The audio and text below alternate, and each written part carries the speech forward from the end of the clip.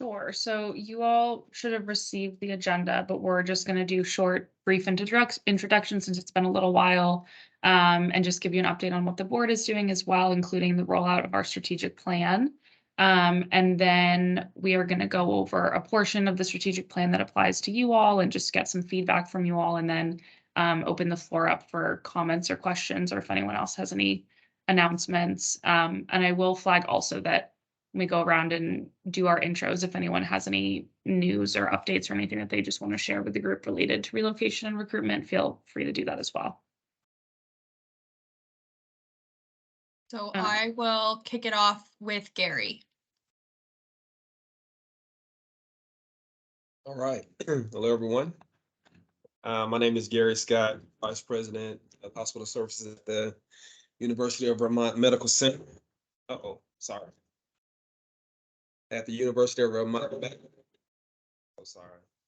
Okay, we'll get together.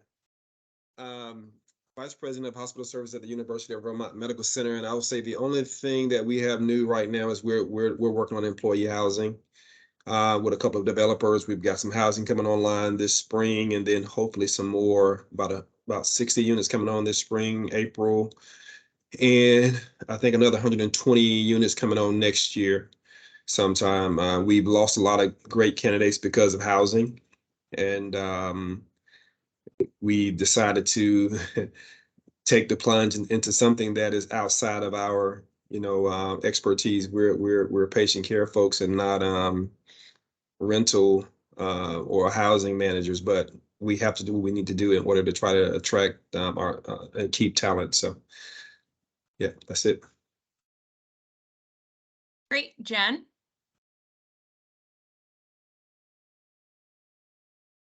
Oh, hi. I am Jen Stromston from the Brattleboro Development Credit Corporation, only vaguely representing the RDCs in this situation.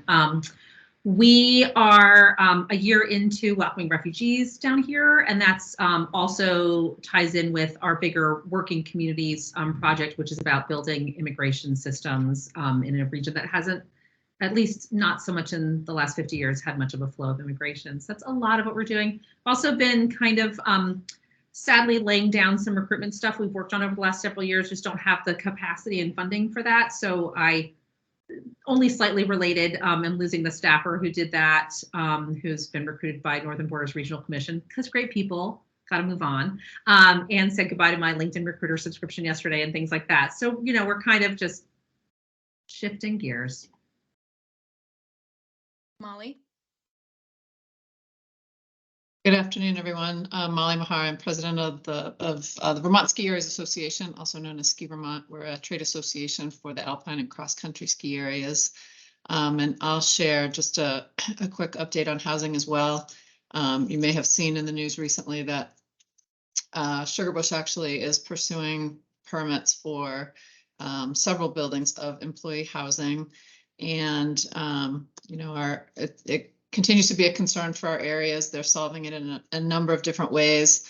Smuggler's Notch is actually working with NVU Johnson to utilize some of their dorm space. This is actually for housing international workers, which was sort of how ski areas got into the housing issue, providing housing in the first place. But now certainly there's a greater need even for folks that are coming from the US but still want to work here. So and we're also seeing that it's not just seasonal jobs, folks having seasonal jobs that need housing. We've had a number of stories of folks coming in for senior management jobs and having a tough time finding housing in their communities as well. So, so I'll leave it there. Thank you. Great. John? Hi, everybody. Good afternoon. John Burnham. I'm the Executive Director of the Manchester Business Association down here in little old Manchester, Vermont. Yeah, we had a housing forum back in October, a workforce housing and workforce summit here in Manchester. And we've created a local task force, which I'm on, something else to do with my time, to try to help with employee housing. And we have both challenges, as Molly just described, as I'm sure many of you have, which is we have both seasonal housing issues, and we have full-time year-round housing issues. And we're trying to tackle that challenge in any way, shape, or form that we can. Last October, we had our last Stay to Stay program, which was first introduced several years ago with the Southwestern Vermont Chamber of Commerce. We partnered on that together. We brought some folks up here to Manchester, had a great weekend, and had a couple of people who are very interested in moving to Southern Vermont, hopefully by May. But housing is going to be a challenge for these year-round folks that want to come live and work here. So anyway, that's where we're at. Great. Amelia? Hi, I'm Amelia Seaman. I'm the Government Affairs Specialist for the Vermont Chamber of Commerce. We had our economic conference on Monday, and there was a lot of talk among employers about the need for housing. So this session, we are doing a lot of advocacy work on a number of housing proposals that are working their way through the legislative process, and focusing on building density in downtowns, and reducing the barriers to development. Great. And then Pat Moulton. Good afternoon, and apologies, I was a bit late. I got stuck on another meeting, and good to see some familiar faces here. I am Pat Moulton. I am the Executive Director of Workforce Development for the Vermont State Colleges. I'm a brand new position created by the Board of Trustees to really elevate workforce development within the state college system, try to put it on par with those degree programs, recognizing there's just phenomenal need in that area right now. And are we talking specifically about housing initiatives? Okay, or no, No. just, okay. That's just curious, because I too cannot go anywhere without hearing about housing, childcare, transportation, and then, of course, those are the big three in addition to workforce being the big four. But I am working with employers from all types of sectors, trying to look at solutions for their workforce development needs. Seems to be a lot of interest in upskilling, which is fantastic. Obviously, seeing a lot of interest in apprenticeship too, which is really great to see. And yeah, just a lot going on. And in addition, we're still transforming Vermont State to be Vermont State University come July 1. That's the combination of Castleton University, Northern Vermont University, and Vermont Technical College. And I was the president of Vermont Technical College for the last 5.5 years, and then pivoted to this position when Dr. Parwinder Graywall came in to be president of Vermont State, and he's currently president of all three, God bless him. I thought one was enough. So, but it's a pleasure to be here and part of this group. I am new to the Workforce Development Board this time around. I've been Commissioner of Labor, Secretary of Commerce, kind of been around this gig a while. So nice to see all of you and meet the new folks. Great. So for everyone's just background awareness, obviously I haven't seen you all in a while. For those of you who don't know, this summer Abby was really in charge of the board all by herself as I was running the governor's reelection campaign and had to leave state government to do that. Obviously now that I'm back, it's much easier. We have a lot more capacity to kind of pick up where we left off on certain initiatives. And this committee in particular, I think is really important to us because while we want to make our systems as strong as possible, at the end of the day, we don't have enough people coming to Vermont or living in Vermont, and we are losing people out of our workforce. So this is important. This committee has been highlighted now multiple times in our policy development process with the governor, and is kind of top of mind for Abby and myself.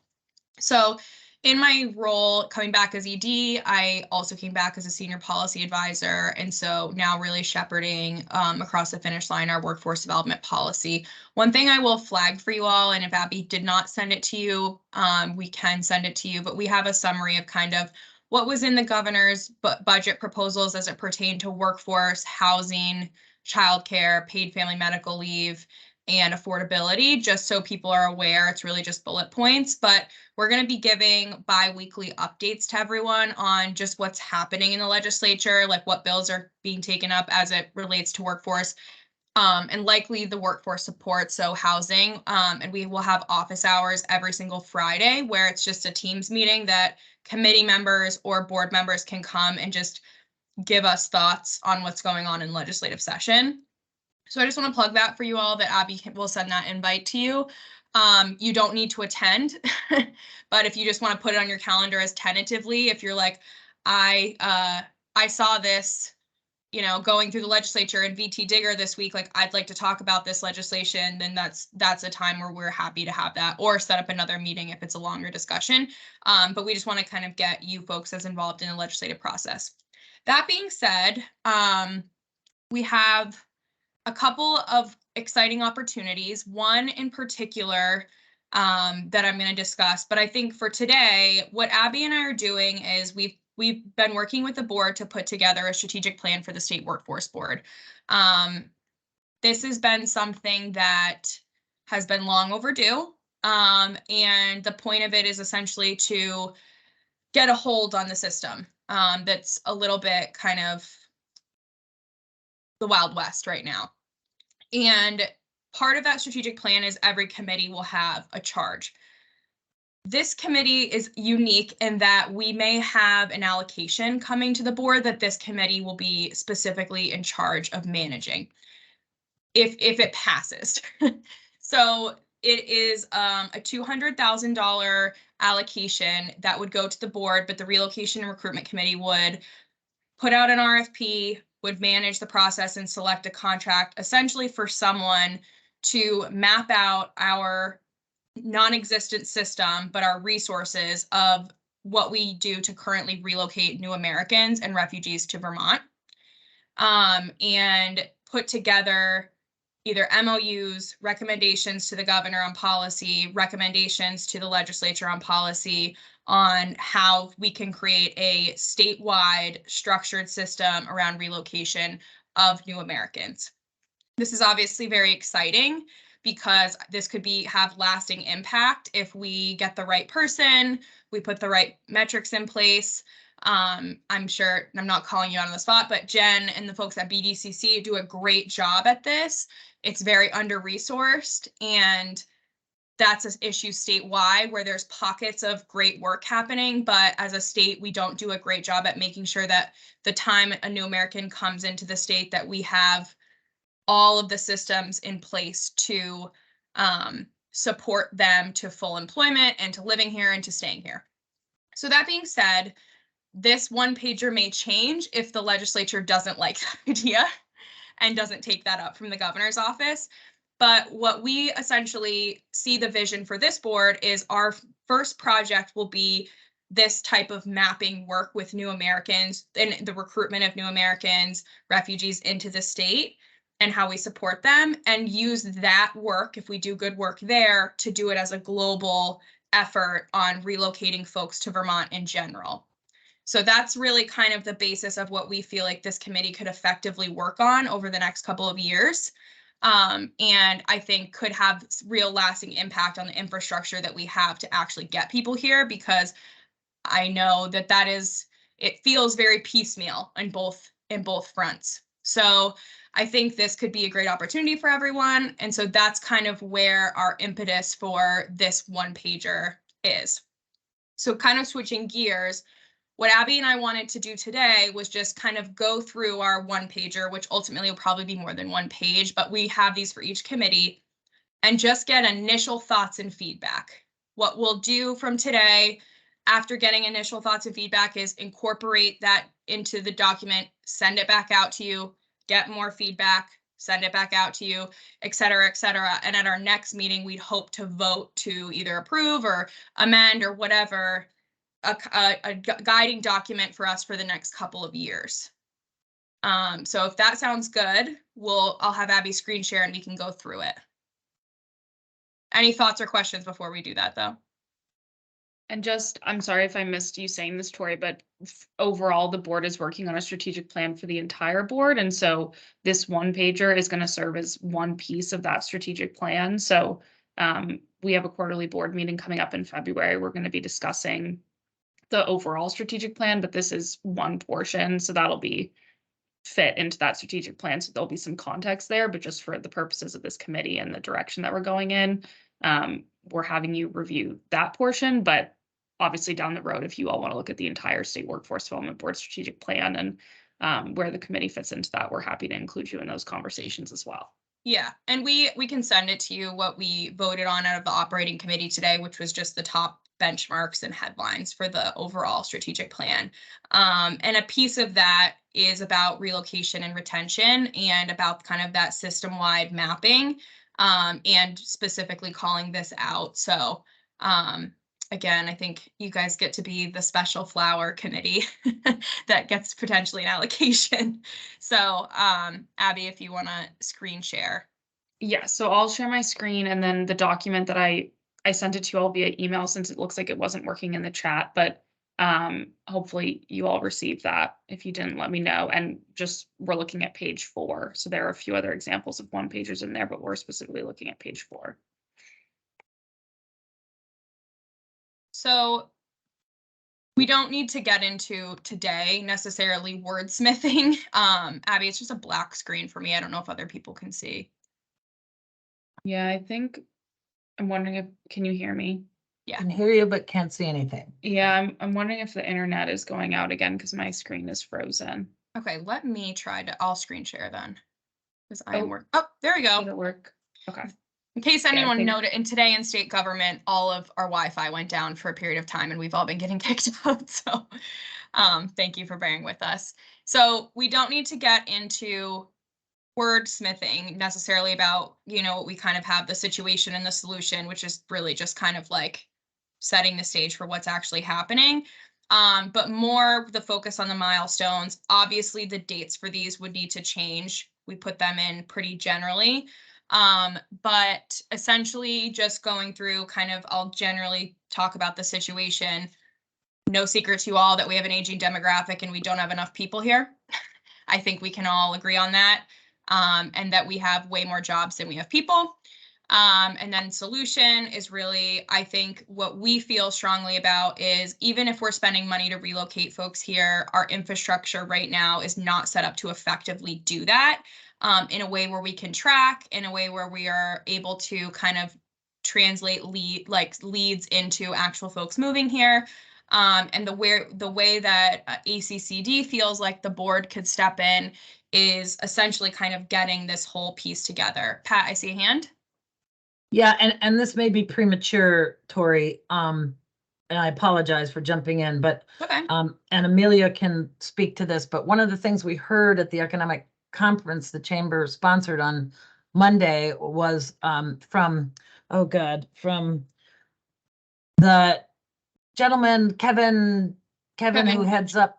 Yes, Kevin Chu. Yeah. Yes. About the survey that indicated 49% of Vermonters did not want to see us relocate people to solve our workforce problem. Yes. 39% said yes, and 13 didn't know.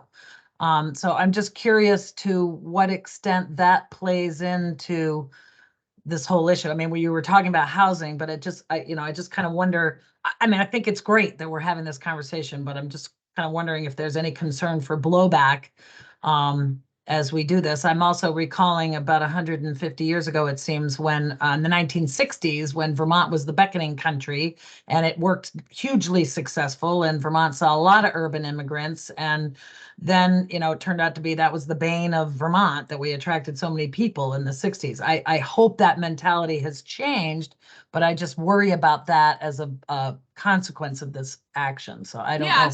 Yeah, I mean, I think you're right that we know it's not always popular. It's interesting because it's for different reasons. There are people on the far left who do not want more people to come to Vermont because they think it's their perfect haven. And there are people on the far right who do not want people to come to Vermont because of other reasons that, I think sometimes maybe due to prejudice or because they don't like people from cities or yada, yada, yada. I think at this point, and I'm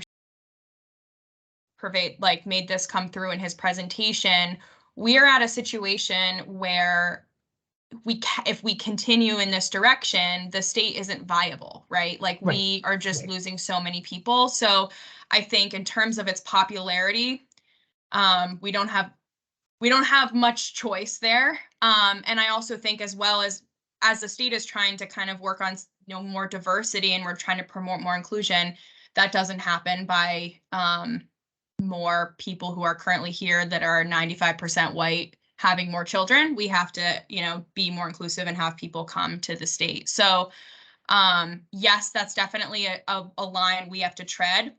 I think the good thing about the work here, though, is that other than what we're doing is system building, whereas ACCD is dealing with the very unpopular work of actually getting people to come here. We're making it so that in those systems that already exist work better.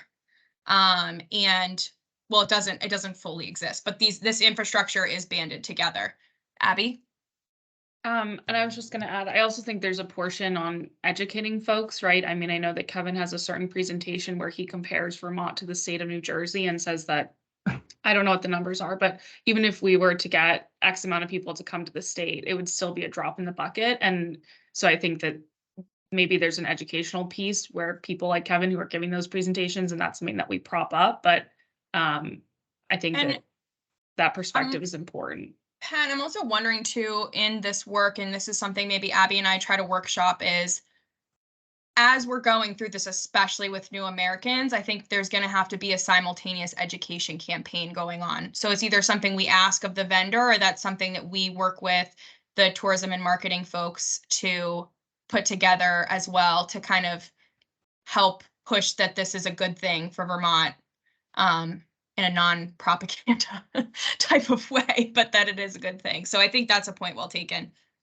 Well, then I couldn't agree with you more. And I think also, I mean, back to the housing problem, there needs to be some sort of, in that PR campaign, some understanding or tie-in to what's happening around housing. Because I think a Yes. lot of people oppose because they think, oh my God, they're just going to suck up all the available housing. And only those that are well-to-do are coming because that's the only one that can afford.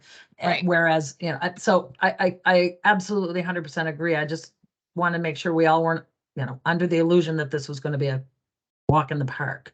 So No, definitely not. So yes, and I think you're right. The housing piece of it is huge because, I mean, that's even an issue we have in the legislature. I don't think they even realize how much, this isn't an insult to anyone. It's just like, as a whole body, I don't think they realize how much housing investments we've made, like just as a group all together in the last couple of years.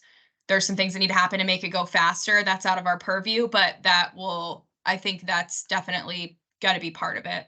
Yeah. So kind of continuing on, again, the solution in terms of this committee is really focusing on developing an infrastructure here that is able to effectively relocate people here and create that bottom of the sales funnel. Tourism and marketing has done a great job at the top of the sales funnel, but in terms of actually getting people here and getting them into housing, getting them support services, getting them childcare, getting them to, be in a school that works for their family, that isn't necessarily happening. It's happening at the local level in piecemeal ways. Some very effective, some not. So that's kind of what our goal is on the solution. Moving into the milestones. And again, these changes the dates will change, but our general focus would be, number one, the new American relocation system, and the procurement of a contractor to do that work. What I can send around to everyone is the white paper that we put forward on what that would look like, so that you can dig into that more in detail. But how I envision it, it would be someone who's essentially a project manager. Step one would be inventory of the system, what's exactly happening. Step two would be figuring out exactly what's working very well. Step three would be figuring out areas where we can replicate that. And step 4, 5, or 6 is figuring out how to integrate those things and figure out where we have, deserts of services that are missing, etc. And then 5, 6 is, what are the next steps? How does the system get better? Does it need an allocation? Does it need, a specific person in Tracy Dolan's office that's managing it? Like, what's the sustainability plan moving forward? Then after that, using that, if it's successful, our focus is doing the same exact thing, either just as a committee or by contract, of our relocation and recruitment system. So that's really kind of what our focus would be for the milestones of the committee. I think Pat raises a good point about kind of that education piece. And I think Abby and I should think back, before we send you out this for feedback again, maybe adding something in there where we work with tourism and marketing to do some materials that can help socialize this as a campaign as it's happening. But what I'm looking for, I guess, from folks is just initial thoughts and feedback. Again, you'll have this in your inbox to give us even more, but other priority areas people think that we as a committee should focus on. John? Hi, yeah, sorry. When you reference new Americans, is there a specific group of individuals you're looking at when you speak to that, or in this particular reference here? Are you looking at refugees specifically, or, folks that want to immigrate to the United States and want to maybe land here as their first home? It would be both. I think primarily refugees, because we have a lot of refugee resettlement work going on. Mhm. However, because of how intertwined it is with federal partners, the relocation of folks from other countries that may not necessarily qualify as refugees is also been tricky, and we don't have the infrastructure. So it's really like we left it in the legislation as new Americans to keep it broad as possible, because with it's in tandem with an allocation to Tracy Dolan's office to help relocate new Americans at large, because the federal funding is so specific that it oftentimes leaves out help for certain refugee populations that we get, or if we get immigrants that come into the state. Hopefully that answered your question. Yes, it did. Thank you very much. Okay. Gary? Yeah, just piggybacking off that a little bit. We've been trying to figure out ways to get new Americans here and take some of our jobs. Of course, through the federal process, it's not possible right now, but we have jobs, not entry level. We're looking to find educated folks who are in maybe different countries, bring them in to be what we call like our pharmacy techs. Train them for a couple years, maybe sign a contract for a couple years, help them with housing and stuff like that. I know through the federal process, you can't recruit somebody to come in and work like for unskilled labor. But if there's a way we could classify some of our jobs as skilled, even though the education level may not be considered skilled, anything like that would help us to recruit folks. I mean, we really need to be able to bring folks in, educated folks with degrees from different countries if possible, and start them off in some of our roles like pharmacy techs, and hopefully get them to become some of our nurses and stuff like that. So just kind of throwing that out there as a way to hopefully help the situation. Yeah. And one thing that I'm working on right now, actually very closely with Allison Eastman, who's actually the Deputy Secretary to Ag, but she used to do a lot of this visa work, is basically getting some federal connections so that we can help businesses who want to do some of this more easily, because it's incredibly complicated and incredibly expensive. And I think that would be a good piece of our work. But I think that unskilled/skilled piece is crucial, because if we wanted someone to come here and maybe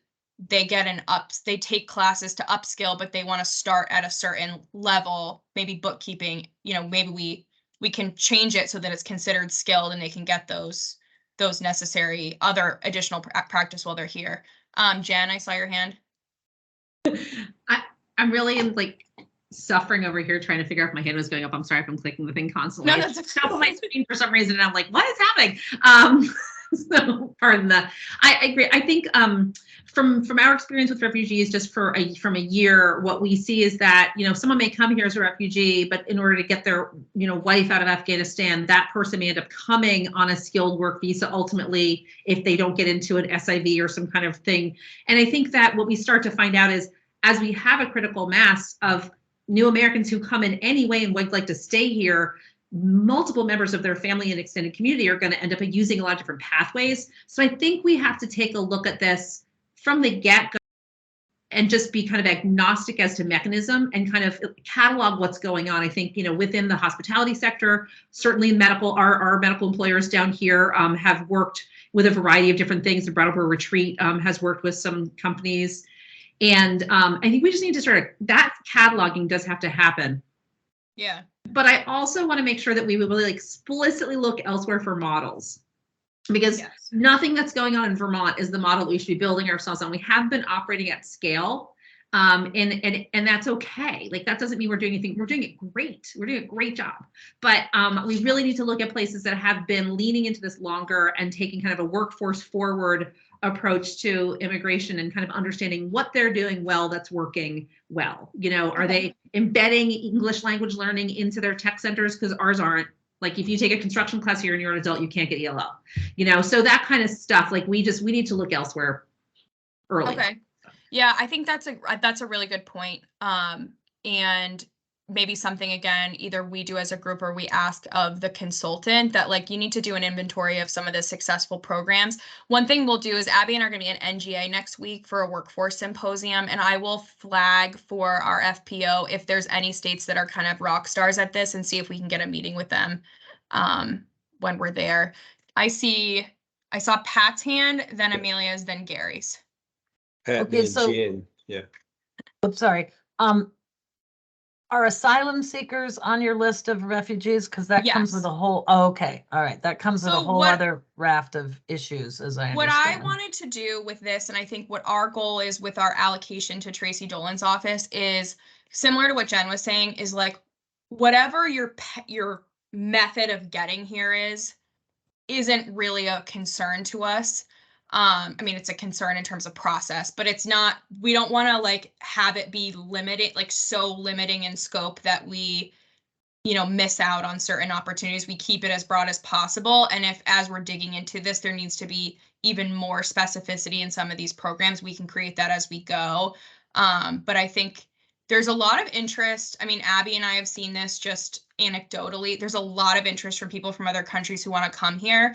Sometimes it's not even asylum or refugee. They're just like, it's like a situation where they're like, I hate the president of our country and we want to move to the US and we like Vermont because we know who Bernie Sanders is, which is like fine enough reason for me. So but it's like figuring out how to get them here is always kind of, it's always been a challenge for us. But yeah, asylum seekers, it's obviously different than refugees in category, but we would include them in kind of Okay. some of these systems. They require obviously a lot more Mhm. federal and state social assistance. So I don't want to like discount that.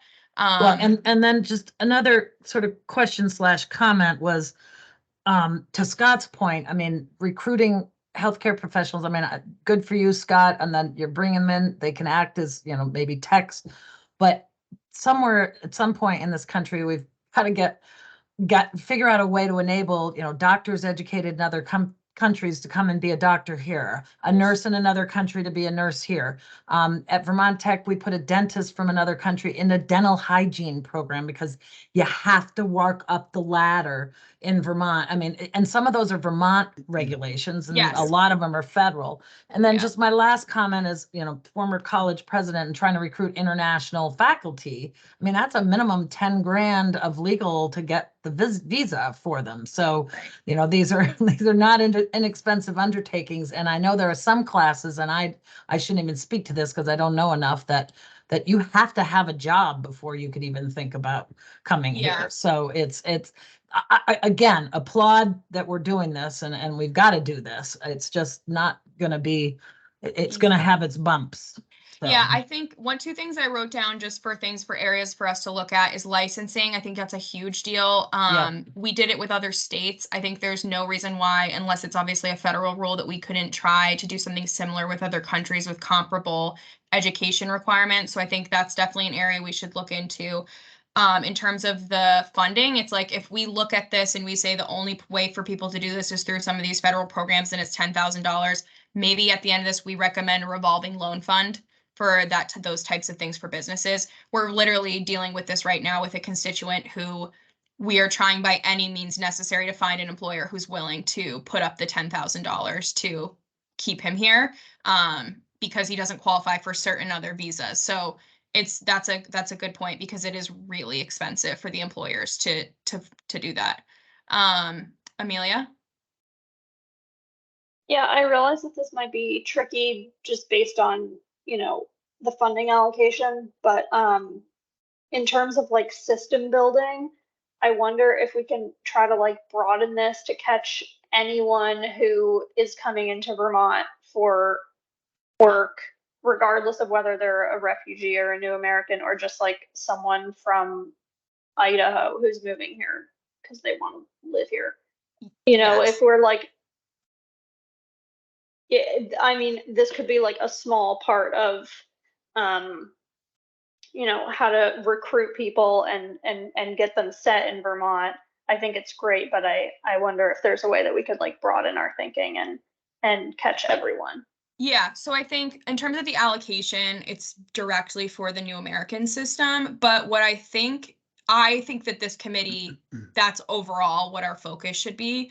I think at first, Abby and I are being very like realistic about like if we're going to be able to do both tracks simultaneously. It really depends on what type of contractor we get. But what I will say is a lot of the work that they do on the new American system will apply to any person. So I don't think it's going to be like a 4-year process of doing the whole thing. I think we can start to do some of that work as it's all happening, because I agree with you. Like the ultimate goal of this committee is everyone coming in, but the allocation we get is for that. But I think you're right that should be the broader picture, because again, we want everyone to come move here. Yeah. Gary? Yeah, I just wanted to just throw out there that some of us at the medical center, we already work with different countries. We take teams over to different countries and work in different countries. So we have relationships already with people who are skilled, and just throwing it out there that we would love to, whenever the time comes, whenever the time is right, try to leverage those relationships in these different countries to try to help bring folks over here and hopefully become medical experts for us. Please do. We'd love that. That's for But sure. I would love some help and guidance from this team, you know, to do stuff like that. Yeah. We don't know how to do that. We just know we send teams over there to these different countries. How to get folks here. I would love to sponsor folks for some of our skilled jobs, but I don't know how to do that yet. So Yeah. anyway. Okay, well, I think that's part of, some of the work that we'll be doing here can help give clarity. And if we can get a very clear process for you and you can send folks over there kind of armed with this information and with contacts and exactly what the person needs to do, I think that could be very beneficial. Jen, is that a new hand or an old hand? Literally no control over my hand, it turns out. Okay, I just wanted to make sure that you weren't re-raising it. I do just want to say, however, since I just want to say, like, I really appreciate what Abby said, because I feel like, or Amelia, I'm sorry, that like this is, for me, there's like trying to fix a system and then there's guiding principles. And we work in refugee stuff, we're always trying to solve specific problems, but like we just did this whole transportation thing. We helped people for a year, but then we did a survey among employers that was agnostic to, where people are from. So we could do a micro transit thing with our local, that'll help everybody working on second and third shift, right? So I think we can have like some principles, which we are, kind of normal for this kind of a group, that just say, like, when we make policy recommendations, ideally we're going to identify some underlying things that will benefit all working Vermonters. Like, I wouldn't even say all newcomers. I would say all working Vermonters, ideally. And I think that's really the way to come at this whenever possible. And then there'll be kind of things we have to layer on top for people who are coming that are new, people who are coming through specific vehicles. But that's kind of the pyramid that I try to work from. Okay, I think that's a really good idea. And I think when we get into further edits of this, and or maybe at our next meeting, and as we start to develop that RFP for the contractor, I think it'd be great for us, before even sending it out, that we all get kind of in line on what some of those guiding principles should be. And so that, we can kind of hit the ground running. So we can brainstorm that. You all can send ideas. I think that's a good idea, because at the end of the day, like, we don't want to just be like, we only are dealing with I recognize that the systems are very intertwined, and all, rising tides rise all ships. So I think that's a good point. John?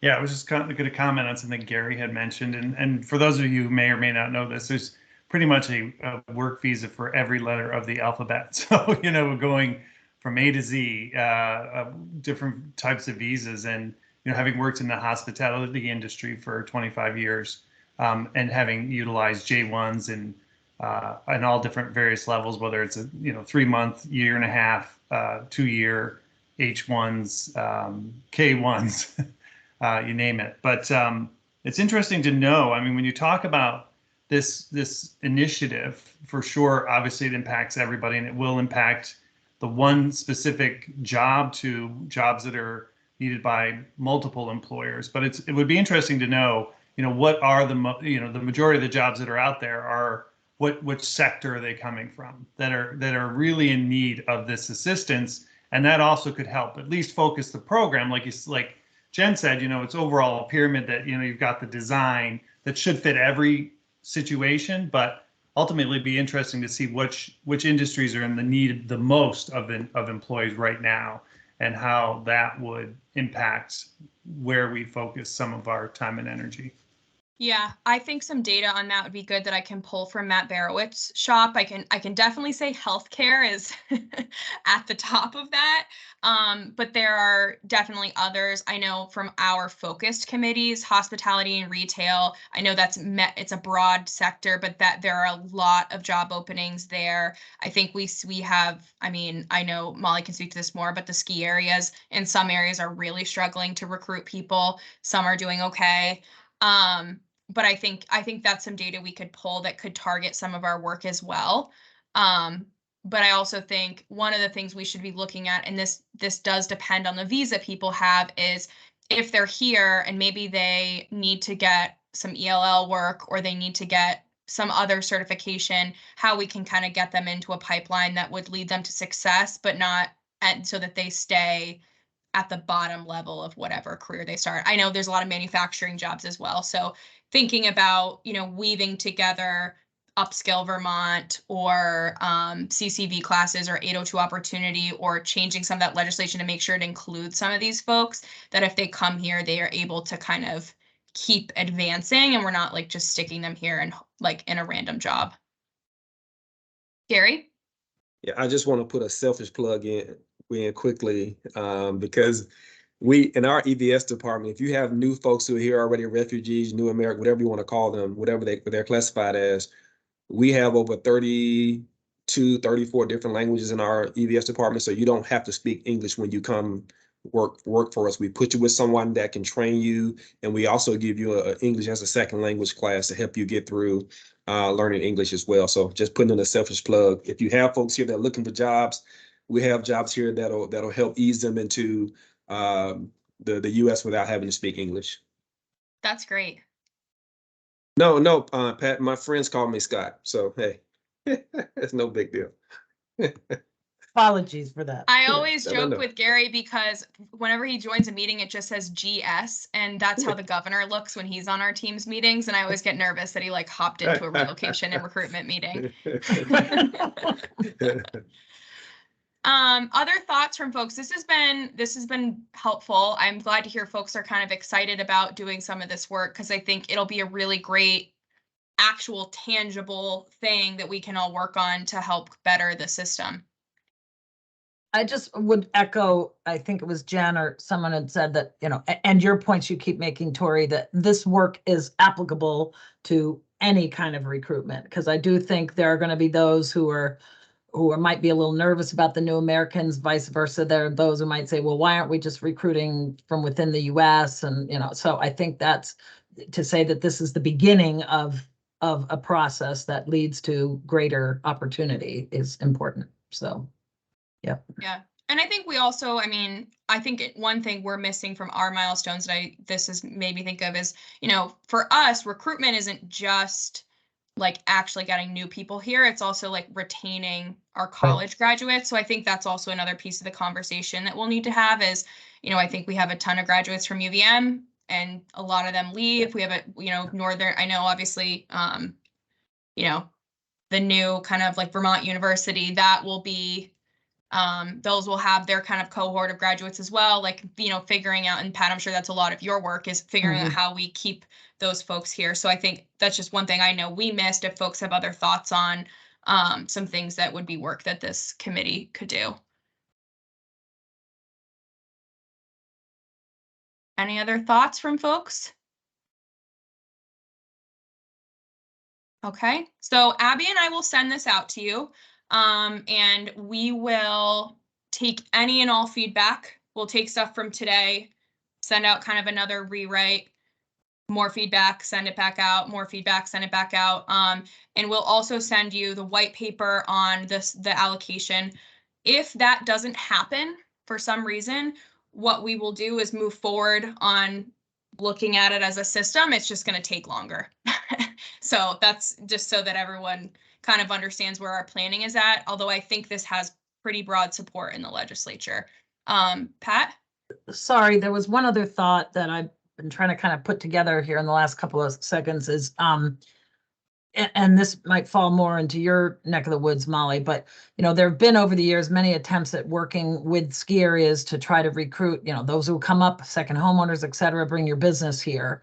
But is there an opportunity to look at some of those second homeowners and folks who come to visit as, hey, you could live here, this could be your forever home. And thinking that in some cases it's going to be, okay, sure, yeah, can I telecommute to my job in Manhattan or whatever, but they're likely bringing a spouse or kids or whomever who have an opportunity to stay and grow. I mean, it's like, the stay another day, it's like stay the rest of your life kind of thing. And I, some that gets tied into broadband deployment and all this other stuff, but it seems like there's an opportunity there as well, is the millions of visitors who come here and fall in love but say, oh, I could never find a job here, I could never earn a living. And it's like, well, quite the contrary. So, I mean, I think we've got there's some opportunity there as well. So. Yeah, definitely. Great. I think that's why I'm on this committee. Yeah, we want all of the people who come visit all the ski areas, Molly, is with to live here. Well, Not I all mean, of you them. hear anecdotally, I was talking to a hospital CEO the other day who said, he's had docs and nurses who come and say, I've specifically sought out your hospital. I'm a climate refugee. So there are people who are doing that and want to get out of, fire-ridden California or drought-ridden wherever. And that's an opportunity for us if we had the housing. I mean, I think the point of the second homeowner is you've got the home, so make it yours. And that's just a thought. Yeah. And again, it's not going to be a big percentage, but a few help. Yeah. So. I mean, back when I was in the campaign at a fundraiser, I met a woman who was there, she and her husband had relocated to Vermont because they're from California and they lost their home to a wildfire. And they're like, we heard that Lamoille County was the safest county in the world right now for climate. So that's why we moved to Vermont, and we liked Manchester. So that's why they went to Manchester. So we'll send you more information. I think this is exciting. I think there's a lot of work for us to do here, but it will be good. And I feel confident in kind of the group that we've established here with different areas to kind of brainstorm how we can push this all forward. Great. All right. Well, thank you all. Have a good rest of your day and stay safe and warm. Bye, everyone. Thank you. Thank you all. Everyone. Bye-bye.